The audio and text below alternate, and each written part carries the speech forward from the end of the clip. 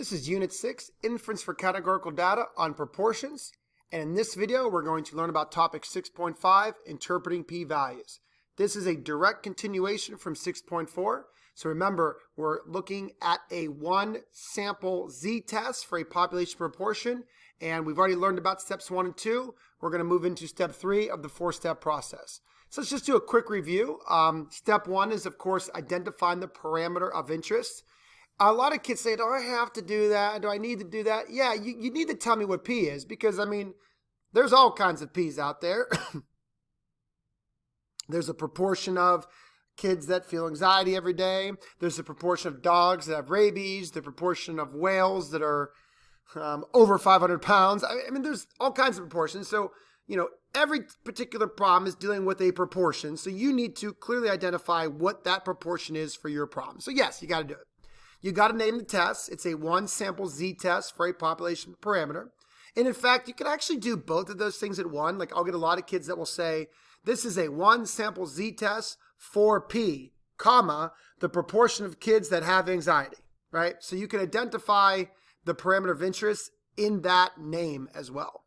But more importantly, or equally importantly, you have to write the null and the alternative hypotheses. And then step 2 is checking the conditions for a sampling distribution and then describing that sampling distribution by finding the mean, the standard deviation, and the shape of that.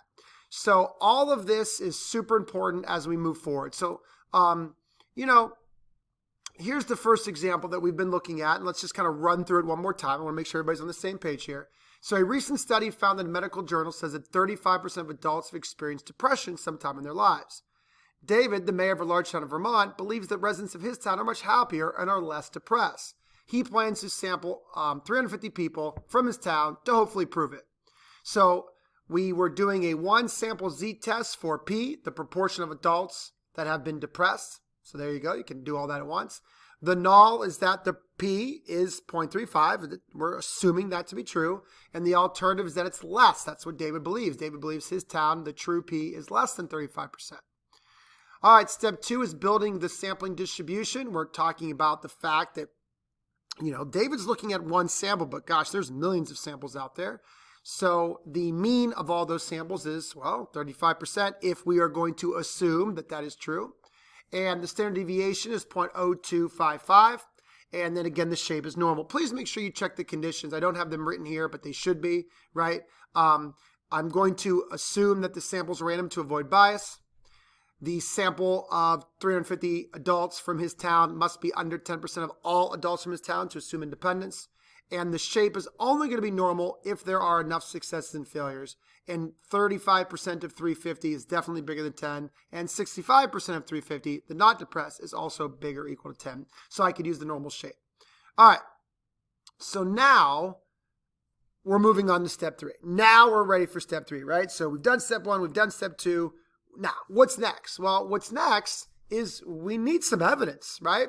So in David's random sample of 350 people from his town, 91 said that they've experienced depression. That's a sample proportion of 26%, or 0.26. Is this enough evidence to prove that David is right and that his town is less depressed? That's our job moving forward. So in step 3, we're going to use this 26%, this P hat, as evidence. Now, let me kind of step back for 1 second. This whole concept of a one-sample z-test is really a lot like a criminal case, right? In law, where we have this true proportion that is sitting here telling us, I'm correct. I did it. I'm correct. I'm not wrong. So that's what's happening here, right? We have, we read that 35% of people experience depression, and that P, that proportion, is screaming, I'm correct, I'm correct, I'm correct. But again, it's just like a criminal law case, right? We got to go through the procedure. So the first thing that we got to do is, because David, David is accusing this proportion of being wrong. He believes it's less. So, first off, if this was a criminal court case, if somebody was being accused of murder, well, the first thing that happens is they go in for their arraignment, right? And they get a name, right? They get a number. Their trial, their whole court case gets a number, right? And that's the name. That's step 1. It gets a name. And then the judge is going to say, how do you plead? And the guy says, I'm not guilty. I didn't do it. And that's what's happening, right? And then the prosecutor is on the other side with the alternative saying, no, we think you did do it. So that's exactly step one, right? Step one is this whole thing gets a name, a one sample Z test for the proportion of people who have depression in this town. And then the null and the alternative is, again, that plea hearing where the null is saying, no, I'm true, I'm correct, I'm true, 35% is true. And then the alternative is the prosecution is sitting there saying, no, sorry, I think it's lower. I think the truth is lower. And then, in any criminal court case, there's all kinds of legality, all kinds of, official things that have to happen. That's kind of what step two is about, right? And if you know anything about criminal law, maybe watch a couple episodes of Law and Order, you know that you have to assume innocence. The jury's job that's going to make the final decision is they have to assume that that guy who says, I didn't do it, I'm not guilty, we got to assume that he's telling the truth. So that's exactly what step two is, right? Step two is us saying, okay, well, P, you're telling me you're correct. You're telling me that the truth is 35%. So I'm going to build a sampling distribution showing me what all possible samples will look like on the assumption that you're telling me the truth. Now comes the prosecutor's turn to find that evidence. And the evidence that prosecutor is going to use in a statistical example is a sample proportion. All right, so now we're ready for step three. So in step three, our sample proportion comes into play. It's time to put our thought to the test. Okay, now everything's set up. We're all good to go. Basically what happens is that we have two things to do in step three. The first thing we have to do is find the z-score of our sample proportion. We have to determine, is our sample proportion, how far is it from the mean? Is it really high, really low, or, kind of in the middle? That's the z-score's job. And then we have to find the p-value. I'll explain what a p-value is in a lot more detail here shortly. But let's start with the z-score. Now, a z-score is called a test statistic. Now, I haven't really used that term a lot. We've been saying z-score, but a z-score is a test statistic. It is how many standard deviations from the mean our sample proportion falls. So it's a synonym, right? So it's just two different words that essentially mean the same thing. So a z-score and a test statistic are essentially the same thing, right? So generically, a test statistic is taking a statistic, right? In our case, a p-hat, and subtracting what we believe to be true. That's the null parameter, what we believe to be true, and dividing it by the standard deviation of the sample proportion or the sampling distribution, right?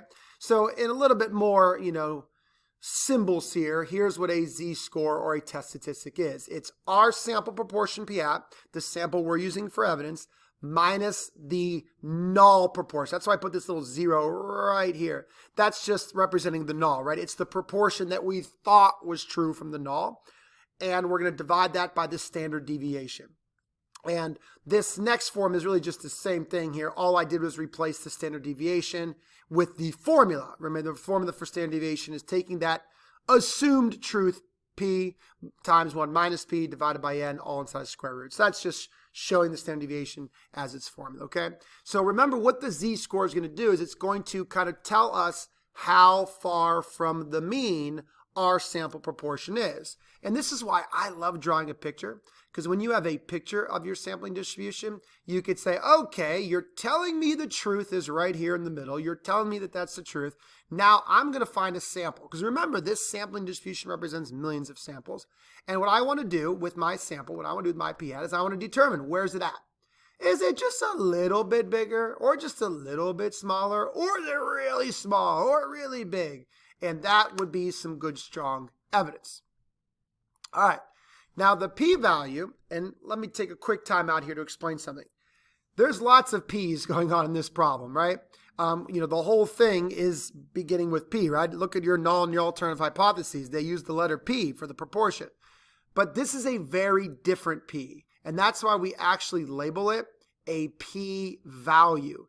When we talk about a p-value, we are not talking about a proportion of people who feel depressed, or a proportion of kids who feel anxiety, or a proportion of whales that have some type of virus, right? No. We add the hyphen value to emphasize a p-value is a probability. It's not a proportion. So we don't, there's, again, lots of p's going on here. So that's why we don't want to use just plain old p, because you might confuse it with the proportion from the problem, a p-value is a probability. So by definition, the p-value is the probability of a sample proportion occurring as extreme or more extreme than the observed sample proportion on the assumption that the null hypothesis is true. Remember, everything has to be on the assumption that the null is true. We're believing that the p that we have as our null is telling the truth, right? So, what this looks like, a little bit more mathematically is we're finding the probability. So there's the p for probability. We're finding the probability that a sample proportion, p hat, don't forget the little hat, a sample proportion is greater than or equal to our observed p hat, the one that we found in our sample. Now, we could also look less than, right? I actually have this symbol wrong here. We could look less than. Okay, we could look either way. Please remember, extreme means two things. If it's cold outside, extremely would mean even colder. If it's hot outside, extremely hot would mean even hotter, right? So it could be either direction.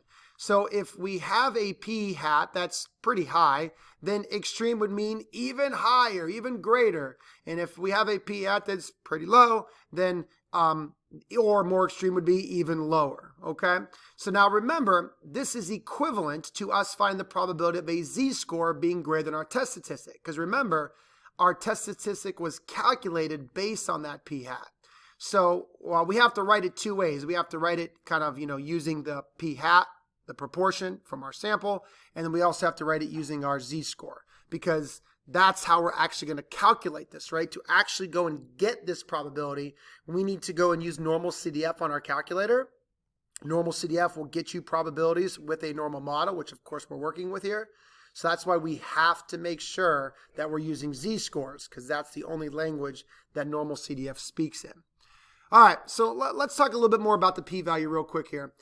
If you want to kind of explain this a little bit easier, right? The p-value is simply telling us how likely our sample proportion or more extreme is on the assumption that the null hypothesis is true. So if we think back to the problem that we're using in this video for David and his depression in his town, the p-value would be the probability of a sample proportion coming back lower or equal to the sample proportion that he got of 26%. Okay, so his sample was 26%. So we need to find the probability that a sample comes back equal or lower than that. That's the probability. Why am I looking lower? Well, go back to the null. The null was 35%, right? We believed it was lower. So that's why we're looking lower. Now, let's make a couple notes about this. Just want to make sure this is very clear. If your alternative hypothesis is that we believe the population proportion to be less than what we thought it was, then we were going to be using the word more extreme to mean lower. If the alternative hypothesis is that we believe the population proportion to be greater than what we said it was in the null, then the phrase more extreme would mean higher. So, a lot of kids say, where do I look? Do I look above or do I look below? It all depends on where your alternative is. Does that make sense? Now, here's the only tricky thing. The only thing you got to be really careful of is if our alternative hypothesis is that we believe the population proportion to be different, meaning we don't really care if it's higher or lower, we just mean different, right? In this case, more extreme could be lower or higher, all depends. Well, if you think about it, we can only ever explore one side at a time, right? When it comes down to looking at evidence, we either have evidence that's lower or we have evidence that's higher. But the difference is if your alternative is not equal to, then all you have to do is once you find that p-value, you have to double it. You just have to multiply it by 2. And that's why we call it a two-sided test. So remember, if all we care about is that we believe it to be higher or we believe the truth to be lower, that's called a one-sided test. If we just care that it's something other than what we were told, that's a two-sided test, so you have to double your p-value. We're going to look at an example like that towards the end of this video, so I think that'll be a little bit clearer.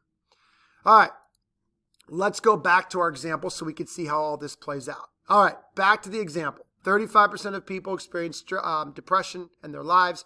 David thinks it's lower for his town. He goes and gets a sample, 350 random people. 91 said yes, they feel depressed. That's 26%.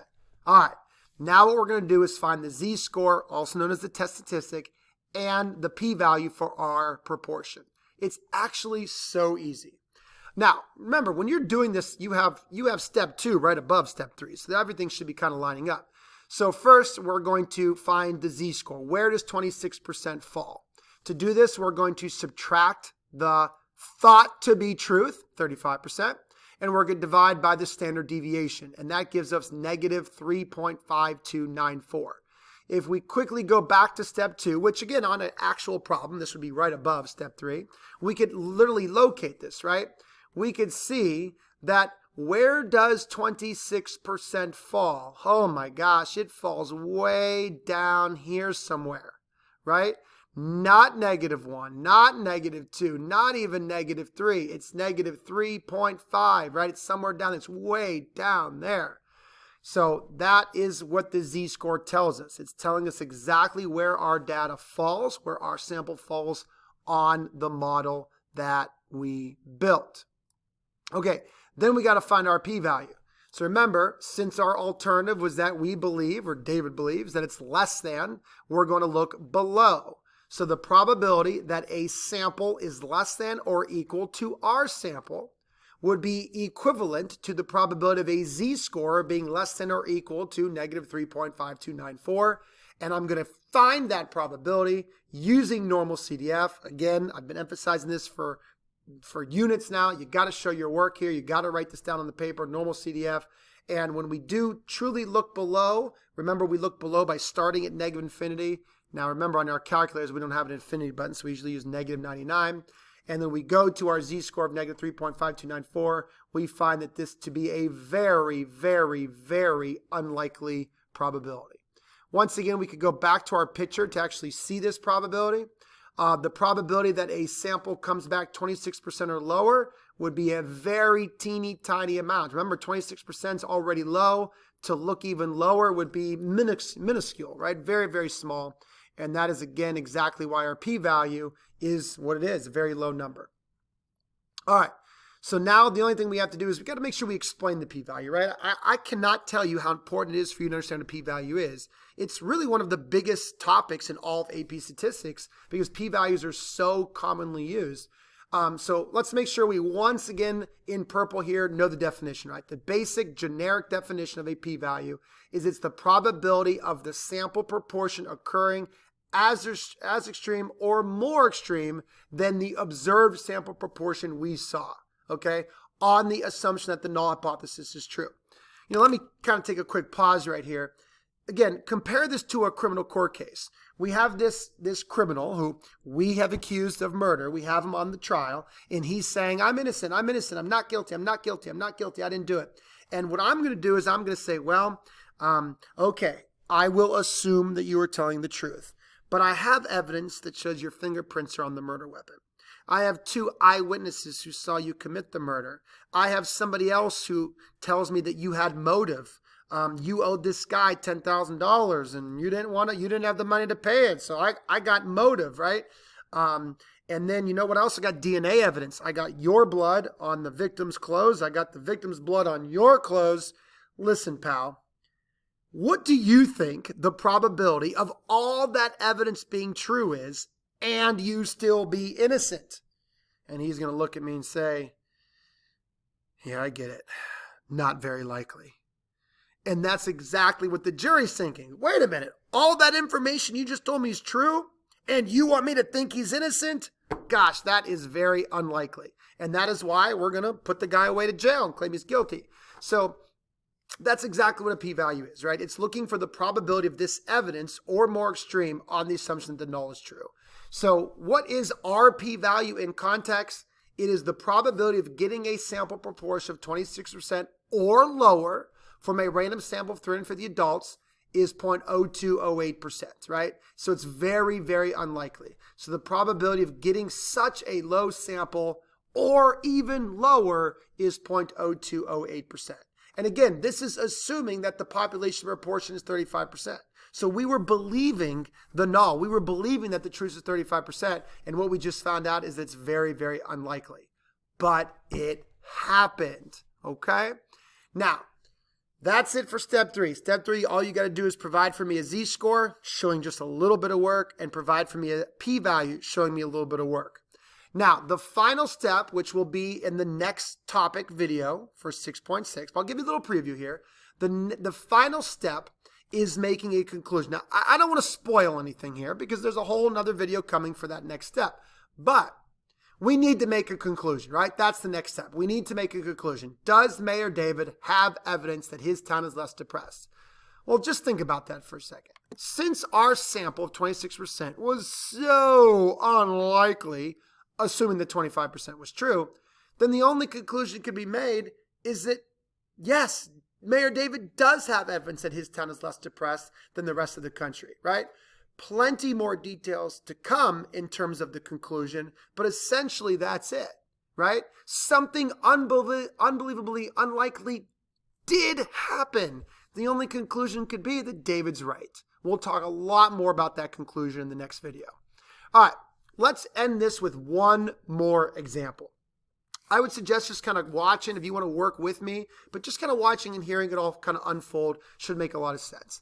All right, news report claims that 62% of all students experience daily anxiety. Cool. Sally wonders if the truth in her school district is something different than that. She just wonders if it's different. So she goes and gets a sample of 220 students, random sample from her school district, and 66% of them felt daily anxiety. Does she have evidence that her school district is different than the rest of the country? Let's go ahead and do steps 1 through 3, and we'll even give you a little preview of step 4. All right, step 1. This is a one sample z-test for P, the proportion of students that feel daily anxiety at Sally's school. My null is that, well, I'm going to go ahead and assume that the truth is 62%. I'm going to go ahead and say that this P is telling the truth and that the real proportion at Sally's school is 62%. But the alternative is that Sally, maybe Sally's on to something here, and that Sally believes that her school's different. Now remember, different doesn't mean higher or lower. It means either. It's just something different. So that's why I'm using a not equal to side. So this is a two-tailed test, a two-sided test. All right, step 2 is going ahead and building a sampling distribution, assuming that 62% is true. So a sampling distribution shows a whole bunch of sample proportions.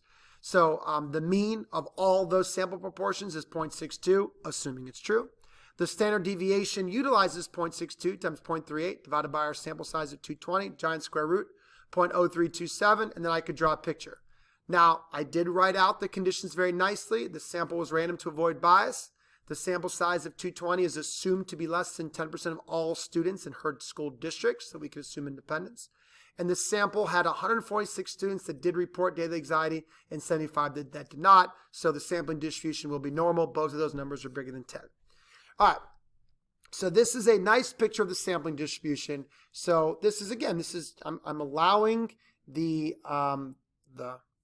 accused murderer to be true. I'm allowing him to say he didn't do it. Now it's time for us to look at our sample. Our sample, remember, or I say our, Sally's sample revealed that 66% of kids from her school felt depressed, from her school district. So the z-score for that proportion is 0.66 minus the assumed truth divided by the standard deviation, and her z-score was 1.2232. So if you look at the picture here, 0.66 falls just a little bit above the mean. Really doesn't seem to be that high at all. Now, the p-value is the probability of her sample occurring, or more extreme. Now, since her sample is positive, it's higher than what we thought was true. 66 is bigger than 62. We're going to look even higher. So we're finding the probability that a sample is greater than Sally's sample of 0.66, which is equivalent to a z-score being greater than 1.2232. Going to use normal CDF to find that by looking at 1.2232 to infinity, and I get 0.1106. Now, I'm going to double that. I'm going to multiply that by 2. Why? Because the alternative was not equal to 0.62, right? Meaning that she didn't really care if the sample proportion was higher or lower. She doesn't really care. She just cares. She's just wondering, is her school different? So, yes, her one sample came back on the high side, But if it would have came back on the low side, she would be wondering the same thing. Is her school different? So that's why we double it. Now remember, because of symmetry, both sides of a normal model are the same. Now, let me briefly talk about why we did not do that with David's example. Think about this for a second. David was only wondering if his town was less depressed. Let's just play a game real quick. Let's just say that David's sample came back at 40%. I think David would probably just shut his mouth, close his door, and pretend none of this happened. Because if a sample came back higher than what we read was true, then David is completely wrong. There is no need to even move further with David's test because David thought it was less than 35%. So if David's sample came back higher, then we'd be like, David, what are you doing? You're clearly wrong. Stop, you're wrong. It's not less than 35%. Your dang sample came back more. But in this problem, Sally, she didn't really care if it was more or less. That's why we have to double it because it could have been on either side. All right, so now we just have to make sure we explain her p-value. Her p-value is the probability of getting a sample proportion of 66% or more extreme. I didn't say higher, I didn't say lower, just said or more extreme. Could be in either direction because it's a two-sided test. And that probability, that p-value was 22.12% on the assumption that the proportion is 62%. Now, this is very likely. What this means is that her sample was not weird. It was not significant. It wasn't that odd at all. So what conclusion would we make here? I'll give you a little preview. It's basically saying that, listen, Sally, your school is not different than 62%, right? Yeah, your sample came back a little higher, but it was only a little higher. It wasn't that weird. So we do not have evidence that her school is different than the nation value of 62%. Even though her sample didn't come back 62%, it came back 66%. It was just a little higher. It wasn't unbelievably higher. So that is why our conclusion would be, sorry, Sally, you are wrong. Your school is not different, all right? But we're going to talk a lot more about the conclusion in the next topic. So stay tuned. That's it. Basically, step 3 is finding the z-score, which we also call test statistic, and the p-value.